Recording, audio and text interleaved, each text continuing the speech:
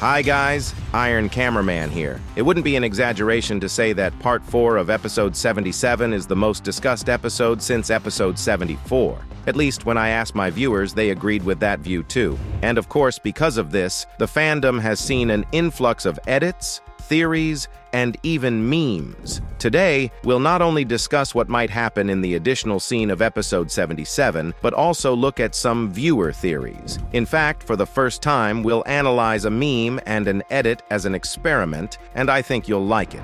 At first glance, you might think there's nothing much to analyze since it's not a theory, but what I'll show is somewhat connected to the plot. Here it is, and you're seeing it on the screen now. I think you get the joke. On the left is G-Man with the line about not leaving his friends, which he said in Part 4 of Episode 77, and on the right is Scientist looking shocked and saying, "Am I a joke to you?" The humor in this meme genuinely made me laugh when I first saw it, so props to the creator. However, from a plot perspective, I don't agree with the interpretation here. To me, the meme takes things out of context. Remember, Scientist had his own mech and teleportation in Episode 67, and he was almost killed by sheer luck.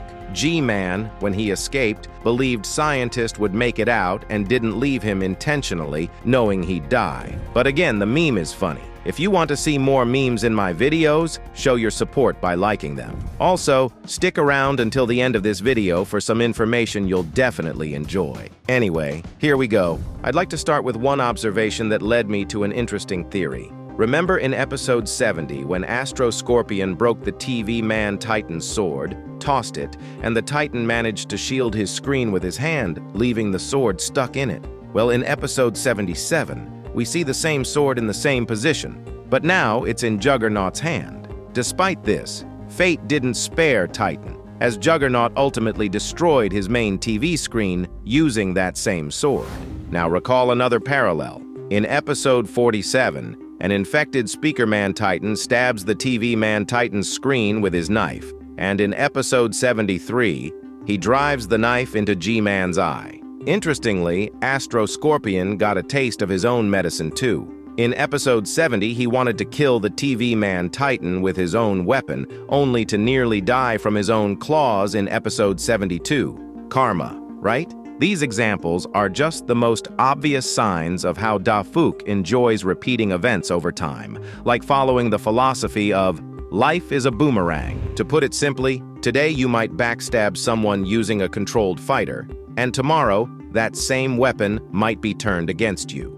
TV Man Titan lost because he resorted to an unfair tactic by stealing someone else's weapon, and he paid the price. Although Juggernaut wasn't without fault either. He also resorted to trickery by pretending to leave and then striking from behind. So, taking all this into account, I conclude that in the future, Juggernaut will lose just as TV Man Titan did here, and his opponent might taunt him with the same words, "Get up."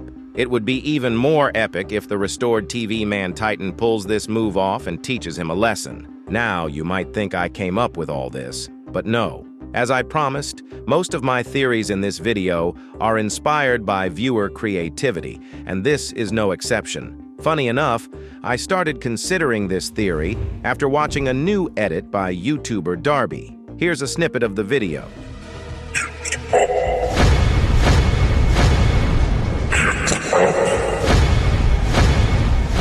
As you noticed, the focus was on the repetition of "get up," which immediately reminded me of various edits connected to a scene from Puss in Boots 2. If you're as familiar with this movie as I am, you probably know exactly which scene I'm referring to. It's hard to say if Boom has seen or if this is just a coincidence. Pick it up. Pick it up. But if he intentionally included this detail in the future, it would be an excellent move. After all, context and history are what give lines real weight. If TV Man Titan says "get up" in the future, it will instantly create a parallel with Episode 77, closing the narrative loop. Thank you, Editor Darby, for the fantastic work. Now let's smoothly transition to another interesting topic. Let's speculate on what awaits us in the new scene of Episode 77. I'll remind you that Dafuq Boom told Steak in a live stream that this would be the craziest part of Episode 77, showing some of the most important content. And since we've already seen the previous 4 parts of episode 77, it's easier to predict its finale because we have a foundation and a general direction. The only challenge lies in correctly interpreting what we see on screen, as one viewer might see one thing while another sees something else. To understand what the author intended to show in each part, I decided to refer to his descriptions to make my theory more objective, at least regarding the facts it's based on. In the first part, Dafuq wrote that the cameramen are officially with the G Squad. In the second part, Cameraman 3.0 came to avenge their fallen brothers. In the third part, the cameramen faced real problems, but someone came to help. Obviously, this refers to the TV men and their Titan. And in Part 4, TV man Titan faced Juggernaut. Notably, nearly all 4 descriptions focus on the cameramen, as the entire episode is essentially about their alliance with the Skibidi Toilet's world. However, in the third part, the TV men appeared uninvited, intervening in the battle.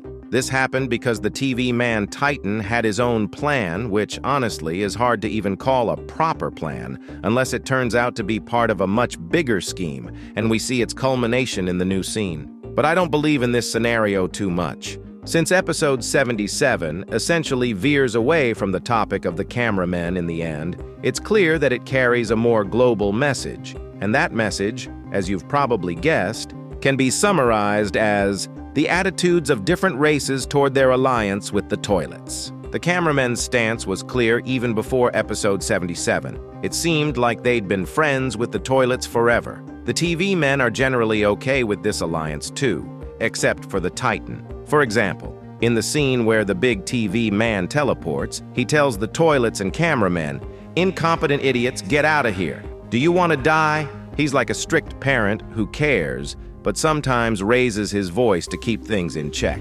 Throughout this story, as I've said since before Part 4 was released, the speaker men are missing. As a race, they're always disappearing somewhere. So my theory about them still stands, and I think they'll make an appearance. The reason they weren't in Part 4, I believe, is because Dafuq didn't have time to add them and decided to save them for a proper episode. This is a direct quote from a conversation with Steak. There's also a theory online that we'll see a battle between G-Man and Juggernaut, but I think it's unlikely. Dafuq would have at least hinted at it, so we could expect that twist. Here, they just fly off somewhere, as if he wants to save that battle for a future episode.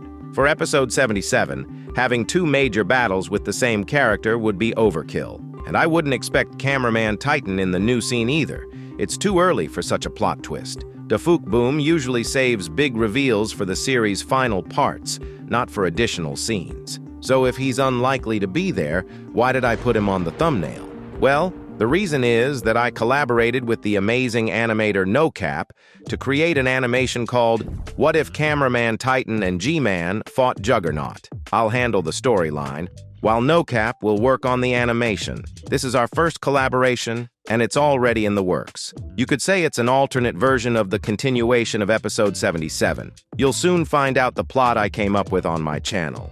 Yes, I'll publish the animation right here, so be sure to subscribe so you don't miss it. See you.